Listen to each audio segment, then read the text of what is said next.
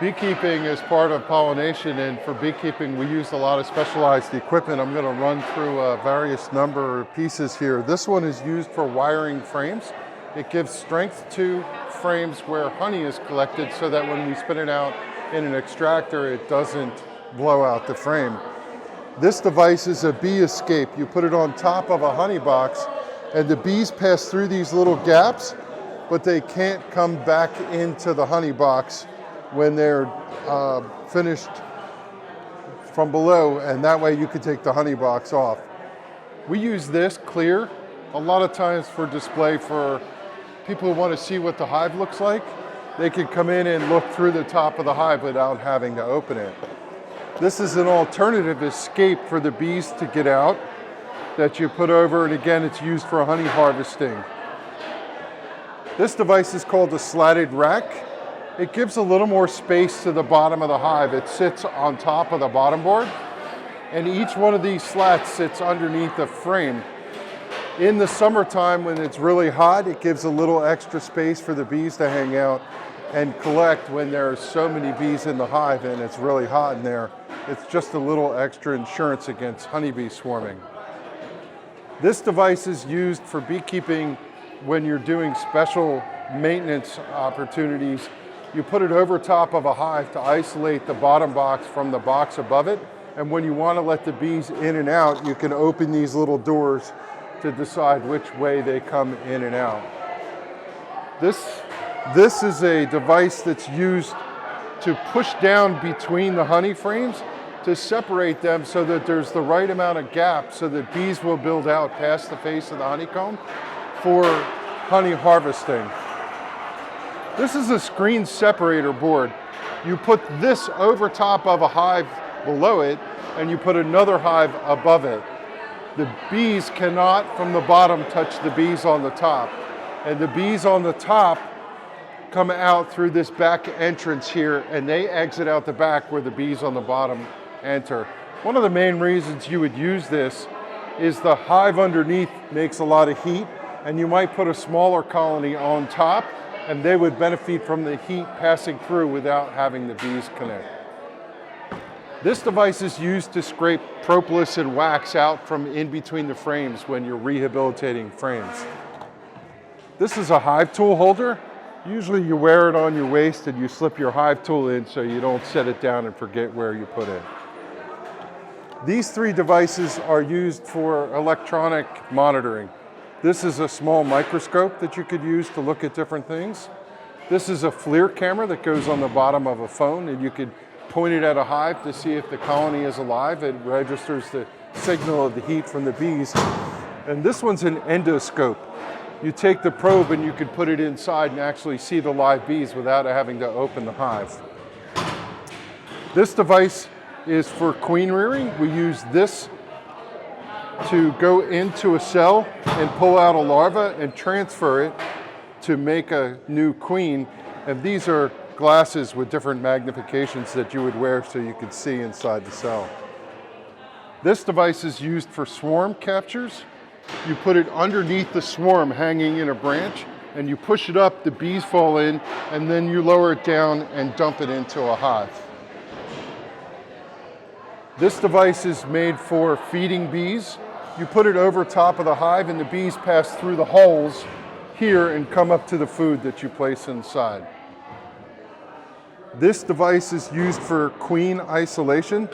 You take a honeybee frame that has the queen on it and you put it inside here, and she cannot pass through. She's too big. She can't get through this device. Sometimes we want to isolate the queen from the rest of the hive, and we use this device to do it. This device is used for queen introduction. The queen comes in a little box. It's called a queen cage, about this big. And there's a hole here where the queen goes out of the queen cage that's in here and into this chamber. And you hang this inside the hive, and the queen will operate in this space and be taken care of by the colony. And when we want to release the queen from this, we just flip this door and she can crawl out of the top. It's used for introducing a new queen to a colony. This device is used for queens. You take a queen that's been reared in a queen castle, it's called, and you take the capped piece and you put it in here, and each one of these holes will accept a queen, and then you cover it off. The queen will chew through the capping and release, and she'll be a free queen in each one of these chambers, and we could put this inside a hive and hold on to the queens while they're being reared. This device is used for mite monitoring. Varroa mites are a pest to the honeybees. You put a frame in here with bees that you want to monitor, and you set it in here and you shake it down and you tilt it, and the bees pour down into this little plastic cup. The little plastic cup has a half cup measure. You let the bees out, and then you take this and you dump it into your sampling device, and you could tell how many mites are in the sample by taking the sample. This is used on the front of the hive. These are typically open and the bees will come and go out of these slots. When the colony is under threat of being robbed, you can close the entrances down by flipping the flaps. And then when you want to let the bees out, you just flip this one open, and the bees in the colony will know to come in and out of this slot. And it's got a piece of screen here where they can't see the bees coming up and down. So it's like a secret exit for the bees. This device is called an emery shim. It's a simple shim that sits between the lower box where the bees live and the upper boxes where honey is made. It simply has a hole in it, and if you could picture the stack is completely closed, the bees will come in this hole and go directly up into the honey supers without having to come into the hive from below. These two devices are different purpose, although they look the same. This is a queen excluder. The spacing here would let the bees pass through, but not a queen. And this device is used as a propolis trap. Propolis is a resin that the bees collect. It looks a little bit like this dark brown stuff from trees, and beekeepers collect it because it has medicinal qualities. You let the bees seal all these gaps with propolis, and then you freeze this and you twist it and the propolis pops right off.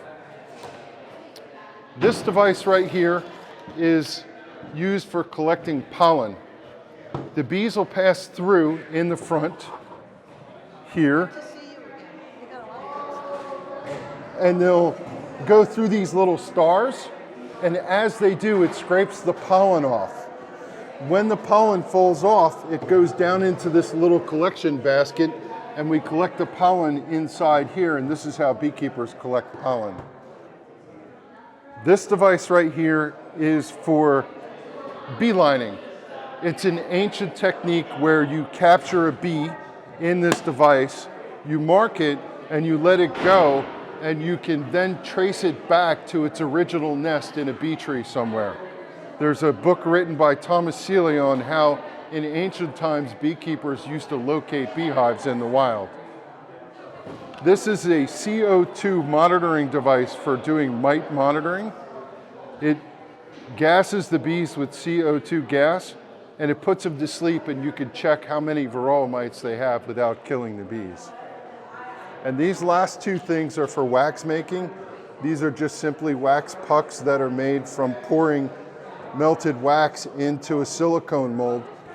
This is used for collecting wax where you pour it in, and then when you turn it, the little bits come out, and we use these to make cosmetics. This is pure, clean beeswax that you would melt down.